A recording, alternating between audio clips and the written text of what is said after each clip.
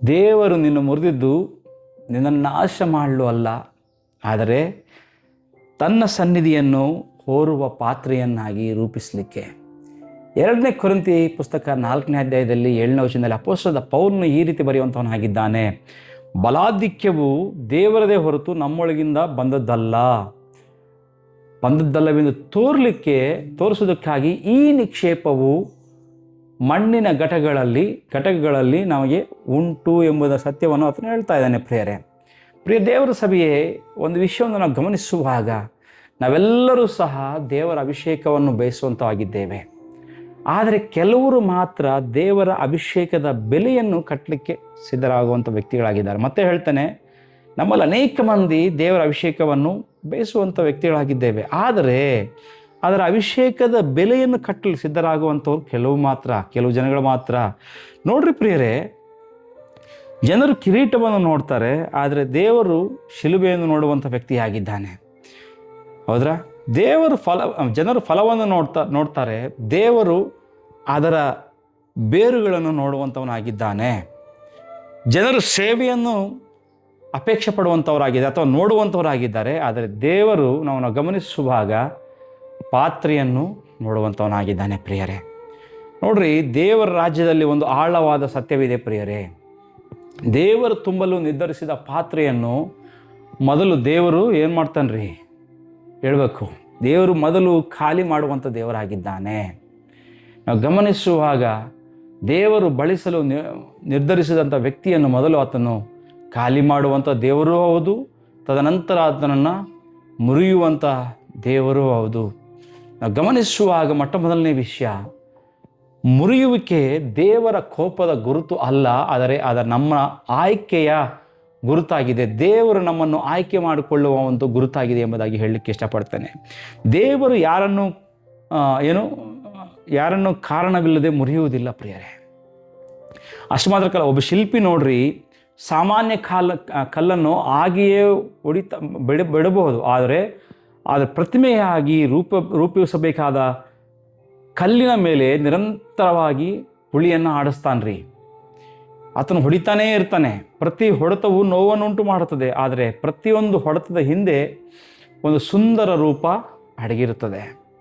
ಅದೇ ರೀತಿಯಲ್ಲಿ ನಮ್ಮ ಜೀವನದಲ್ಲಿ ಬಂದ ಪ್ರತಿಯೊಂದು ಗಾಯವು, ಪ್ರತಿಯೊಂದು ನಿರಾಕರಣೆ, ಪ್ರತಿಯೊಂದು ಅವಮಾನ, ಪ್ರತಿಯೊಂದು ಕಣ್ಣೀರು, ಪ್ರತಿಯೊಂದು ಬಾಧೆ ದೇವರು ನಮ್ಮನ್ನು ಕೈಬಿಟ್ಟಿದ್ದಾನೆ ಎಂದು ಸಾಕ್ಷಿ ಅಲ್ಲ, ಆದರೆ ದೇವರು ಇನ್ನೂ ನಮ್ಮ ಮೇಲೆ ಕೆಲಸ ಮಾಡ್ತಾ ಇದ್ದಾನೆ ಎಂಬುದಕ್ಕೆ ಸಾಕ್ಷಿ ಎಂದು ನಾನು ಹೇಳಲಿಕ್ಕೆ ಇಷ್ಟಪಡ್ತಾ ಇದ್ದೇನೆ ಪ್ರಿಯರೇ.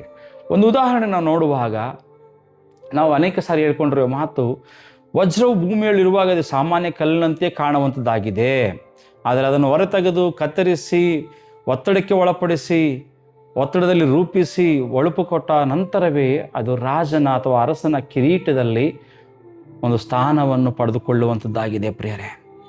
ಇಂದು ನಾನು ಅನುಭವಿಸ್ತಿರುವಂಥ ಒತ್ತಡವು ನಮ್ಮನ್ನು ಮುರಿಯಲು ಅಲ್ಲ, ನಮ್ಮನ್ನು ಪ್ರಕಾಶಿಸುವಂತೆ ಮಾಡಲು ಎಂಬ ಸತ್ಯವನ್ನು ಇವತ್ತು ನಾವು ಅರಿತುಕೋಬೇಕಾಗಿದೆ. ಎರಡನೇದಾಗಿ ನಾವು ಗಮನಿಸುವಾಗ ದೇವರು ಹೊರಗಿನ ಮನುಷ್ಯನನ್ನು ಮುರಿಯುತ್ತಾನೆ, ಒಳಗಿನ ಕ್ರಿಸ್ತನನ್ನು ಹೊರತೈಯಲಿಕ್ಕೆ ಅಥವಾ ಹೊರಹೊಮ್ಮಲಿಕ್ಕೆ. ಸತ್ಯವನ್ನು ಗ್ರಹಿಸ್ಕೊಳ್ರಿ. ನಮ್ಮೊಳಗೆ 2 ಧ್ವನಿಗಳಿವೆ. ಒಂದು ನಾನು ಎಂಬ ಧ್ವನಿ, ಮತ್ತೊಂದು ಕ್ರಿಸ್ತನು.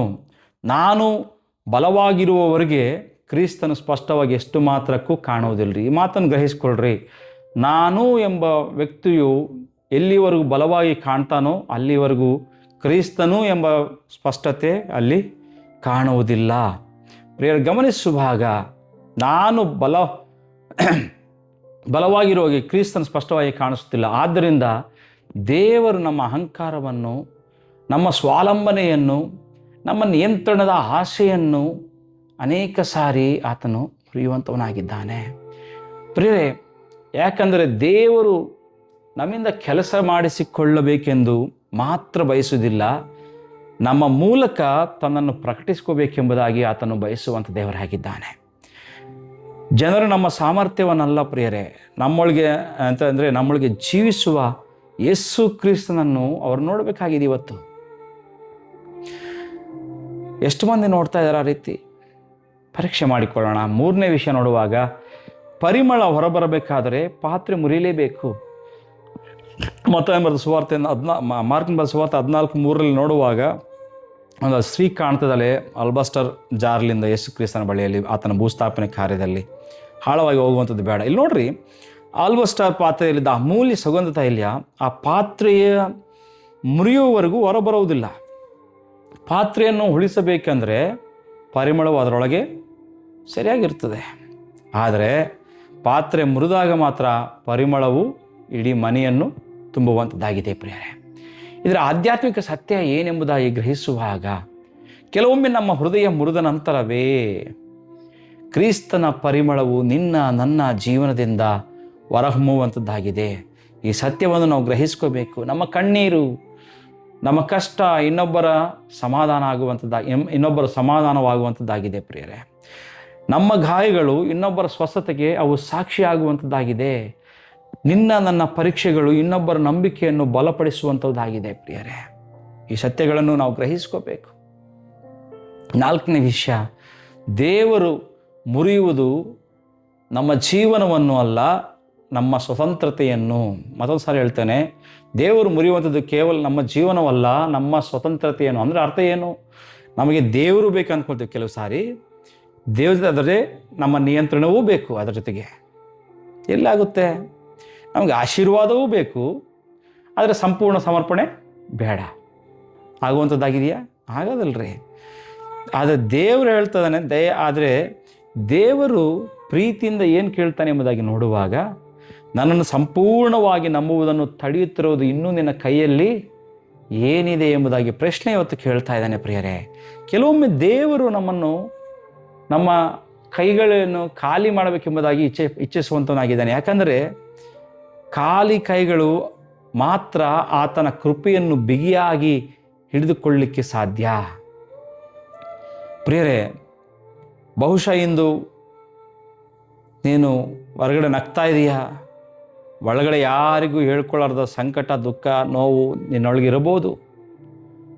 ಹೌದ್ರಾ? ಒಳಗೆ ನಿನ್ನ ಮನ ಮುರಿದು ಹೋಗಿರ್ಬೋದು. ಜನರು ಹೇಗಿದೆಯಾ ಅಂತ ಕೇಳಿದಾಗ ಚೆನ್ನಾಗಿದ್ದೀನಿ ಅಂತ ನೀನು ಹೇಳ್ತಾ ಇರ್ಬೋದು. ಆದರೆ ರಾತ್ರಿ ವೇಳೆ ಯಾರಿಗೂ ಗೊತ್ತಿಲ್ಲದ ರಾತ್ರಿ ಸಂದರ್ಭದಲ್ಲಿ ನಿನ್ನ ಹೃದಯ ಒಡೆಯುವ ರೀತಿಯಲ್ಲಿ ನೀನು ಅಳ್ತಾ ಇರ್ಬೋದು, ಯಾರಿಗೂ ಕಾಣದಂತೆ. ಆದರೆ ಇಂದು ಕರ್ತನು ನಿನಗೆ ಹೇಳ್ತಾ ಇದ್ದಾನೆ ಪ್ರಿಯರೇ, ನಿನ್ನ ಕಣ್ಣೀರು ನೆಲದ ಮೇಲೆ ವ್ಯರ್ಥವಾಗಿ ಬೀಳುವುದಿಲ್ಲ. ಯಾಕಂದರೆ ನನ್ನ ಬುದ್ದಲಿಯಲ್ಲಿ ಅದನ್ನು ನಾನು ಸಂಗ್ರಹಿಸಿಕೊಂಡಿದ್ದೇನೆ. ನೀನು ಮುರಿದು ಹೋಗಿದೆ ಎಂದು ಭಾವಿಸೋ ಸ್ಥಳದಲ್ಲೇ ನಾನು ನನ್ನ ಮಹಿಮೆಗಾಗಿ ಬಾಗಿಲು ತೆರೆಯುವಂಥವನಾಗಿದ್ದಾನೆ. ಒಂದು ವಿಷಯ ನೆನಪಿಟ್ಕೋ, ಮುರಿಯದ ಗೋಧಿ ಕಾಳು ಫಲ ಕೊಡುವುದಿಲ್ಲ, ಮುರಿಯದ ಆಲ್ಬಾಸ್ಟರಿನ ಪಾತ್ರೆ ಪರಿಮಳ ಹರಡುವುದಿಲ್ಲ, ಮುರಿಯದ ಹೃದಯದ ದೇವರು ಆಳವನ್ನು ಅನುಭವಿಸುವುದಿಲ್ಲ. ಪ್ರಿಯರೇ, ನಾವು ಗಮನಿಸುವಾಗ ಮುರಿದ ಪಾತ್ರೆಗಳನ್ನು ಲೋಕವು ಎಸೆಯಬಹುದು, ಆದರೆ ದೇವರು ಅವುಗಳನ್ನು ಎತ್ತಿಡಿಯುವಂಥವನಾಗಿದ್ದಾನೆ, ಅದನ್ನು ಉಪಯೋಗಿಸುವಂಥ ದೇವರಾಗಿದ್ದಾನೆ, ತನ್ನ ಮಹಿಮೆಗಾಗಿ ಬಳಸಿಕೊಳ್ಳುವಂಥ ದೇವರಾಗಿದ್ದಾನೆ. ಈ ಸತ್ಯವನ್ನು ಗ್ರಹಿಸ್ಕೋಬೇಕೆಂಬುದಾಗಿ ಹೇಳ್ತೀನಿ. ದೇವರು ನಿಮ್ಮನ್ನು ಆಶೀರ್ವಾದ ಮಾಡಲಿ. ಆಮೇಲೆ